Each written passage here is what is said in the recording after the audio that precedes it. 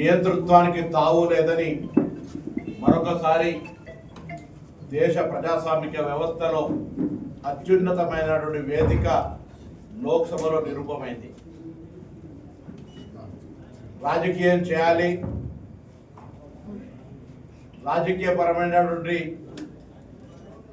ఆటల ద్వారా ప్రజాస్వామ్యాన్ని బలహీనపరచాలనేటువంటి వాళ్లకు నిన్నటి బిల్లు బిగిపోవడం అనేది ఒక చెంపపెట్టుతో సమానం. దాన్ని కూడా రాజకీయంగా వాడుకొని మహిళలు ఏదో కాంగ్రెస్కు మహిళా బిల్లును వ్యతిరేకించిందని చెప్పేటువంటి ముసలి కన్నీరు కారుస్తూ మనువాద శాస్త్రాన్ని ఆచరించే మహిళలకు వ్యతిరేకంగా ప్రవర్తించే భారతీయ జనతా పార్టీ నటన కనిపిస్తూ ఉంది. 1980 ఏప్రిల్ 6 నాడు భారతీయ జనతా పార్టీ వ్యవస్థాపీకృతమైంది. 46 సంవత్సరాల్లో ఒక్క మహిళా అధ్యక్షురాలు లేరు వాళ్ళ పార్టీకి. జాతీయ స్థాయి అధ్యక్షుడిగా ఒక మహిళా నాయకత్వం లేదు ఆ పార్టీ. కాంగ్రెస్ పార్టీ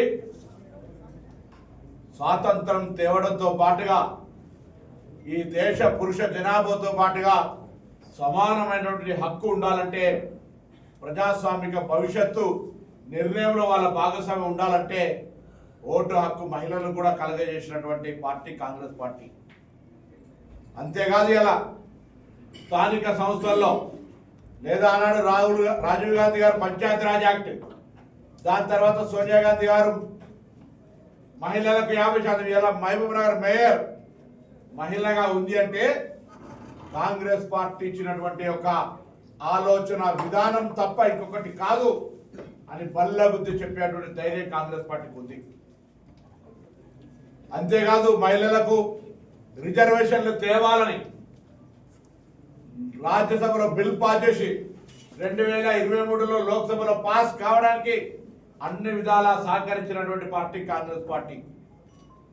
కానీ డిలిమిటేషన్కు దానికి లెక్క వేసి మహిళా బిల్లుకు డిలిమిటేషన్ వాళ్ళ మనం జనరల్గా చట్టసభ, నేను ఒక పార్లమెంట్ సభ్యుడిగా 5 సంవత్సరాలు పనిచేసిన,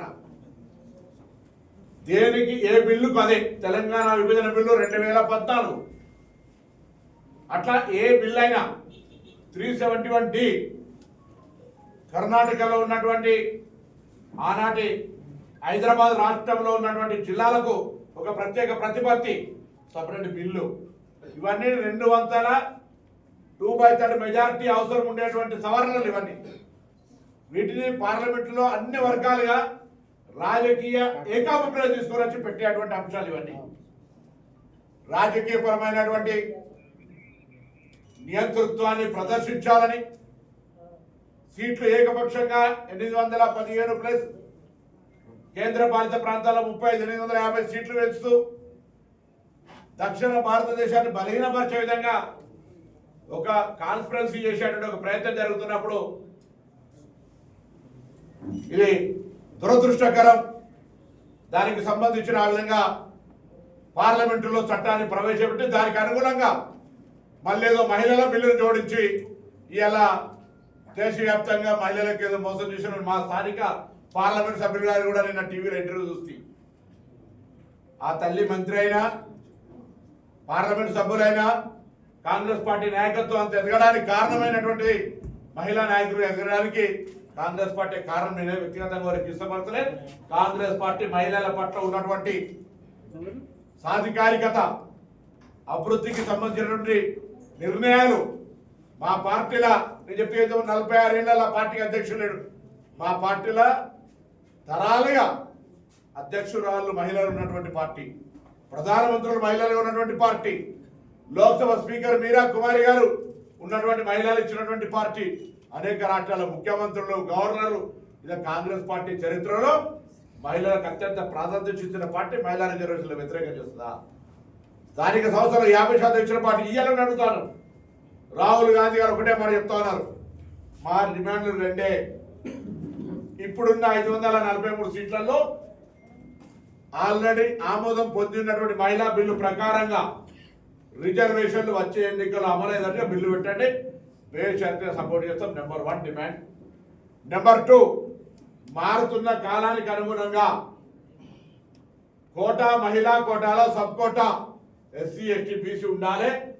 అందరూ కూడా ప్రజాస్వామిక హక్కులో భాగస్వామ్యం కావాలి. మహిళల్లో కూడా ఉద్యోగంగా ఉండాలి అనేటువంటి కాంగ్రెస్ పార్టీ స్టాండ్, ఇండియా కూటమి స్టాండ్. ఇది వదిలిపెట్టి అధికార మదం ఉందని, సంఖ్యా బలం ఉందని బిల్లును బుల్డోజ్ చేయాలని నేను ఒక బెంగాల్ లేడీ చెప్పి మాట్లాడుతూ ఉంటుంటే అంటే వినడానికి చాలా నరేంద్ర మోడీ గారి ముఖం ఇట్లా పేలిపోయినది. మాట్లాడుతూ ఉంది అలా ప్రజల మీద బుల్డోజర్లు వచ్చారు, ఓట్ల పేరు ఓట్లు తీసేస్తారు. పార్లమెంట్లో మాట్లాడడానికి అవకాశం ఇచ్చి మాట్లాడుతుంటే ఇక్కడ కూడా బుల్డోజ్ చేస్తారు. పార్లమెంట్ డెమోక్రసీకి వేదిక, ఈ దేశ ప్రజాస్వామ్యంలో అత్యున్నతమైనటువంటి ఫోరం ఏదైనా ఉంటే పార్లమెంట్ మెంబర్గా గెలిచినప్పుడు మనకు లోక్సభ మెంబర్ అడిగారు, పీపుల్స్ హౌస్ రిప్రజెంటేటివ్ అని ఇస్తారు పత్రం.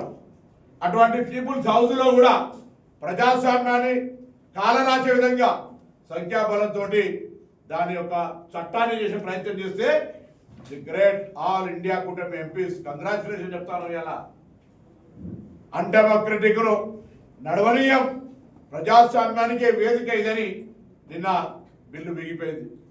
ఏ మాత్రం ప్రజాస్వామిక విలువలున్నా, నైతిక బాధ్యత ఉన్నా ప్రభుత్వం రాజీనామా చేయాల్సిన అవసరం ఉంటుంది.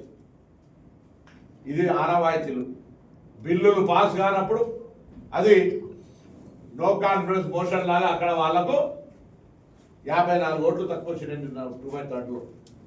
సో ఇది డెమోక్రసీ నెంబర్ గేమ్ మీదనే ఇలా దానికి సంబంధించినటువంటి ప్రభుత్వాలు పడిపోవడం, నిలబడడం జరుగుతుంది. వాజ్పేయి గారి ప్రభుత్వం కోడితోటి పోయింది. సో ఇవాళ మేము అంతా మరొకటే మాట చెప్తాను, మహిళలకు సంబంధించి మొసలి కన్నీరు కాస్తూ మహిళల పేరు మీద రిజర్వేషన్కు సంబంధించి నేరుగా ఇప్పుడున్నటువంటి స్థానాలతో బిల్లు పాస్ చేసుకునే అవకాశం ఉన్నా, డిలిమిటేషన్ పాస్ కాదు, 2/3 మెజార్టీ లేదు అని తెలిసి కూడా దానికి దీన్ని లెక్క చేసినారు. అనేక బిల్లులు ఇండివిజువల్ గా బిల్లులు పాస్ అవుతాయి, ఇండివిజువల్ గా బిల్లులు ప్రవేశపెడతారు, ఇండివిజువల్ గా బిల్లుల చర్చ జరుగుతుంది. ఈవెన్ శాసనసభలో ప్రతి బిల్లుకు దానికి సంబంధించిన yes as you say yes, there is no no అనేటువంటి విధంగా సవరణలతో సహా బిల్ పాస్ చేసుకునే హక్కు ఉంది. కానీ ఈరోజు తప్పకుండా ఈరోజు ప్రజాస్వామ్యంలో రాజకీయంగా నిరంకుశత్వంగా ప్రజాస్వామ్యాన్ని కూలి చేసేటువంటి ప్రయత్నం జరుగుతుంటే మరొకసారి ప్రజాస్వామ్యం గెలిచింది. ప్రజాస్వామ్య విలువలకు పార్లమెంట్ వేదిక అయింది. దాన్ని కూడా రాజకీయం చేసే ప్రయత్నం చేస్తూ ఉన్నారు. ఏది ఏమైనా కాంగ్రెస్ పార్టీ మహిళా రిజర్వేషన్లకు కట్టుబడి ఉంది. మా సోనియా గాంధీ గారు, రాహుల్ గాంధీ గారు, మల్లికార్జున ఖార్గే గారు ఉండ పద్దాలు కూడా చెప్తా ఉన్నారు, మీ మహిళా రిజర్వేషన్లకు వ్యతిరేకంగా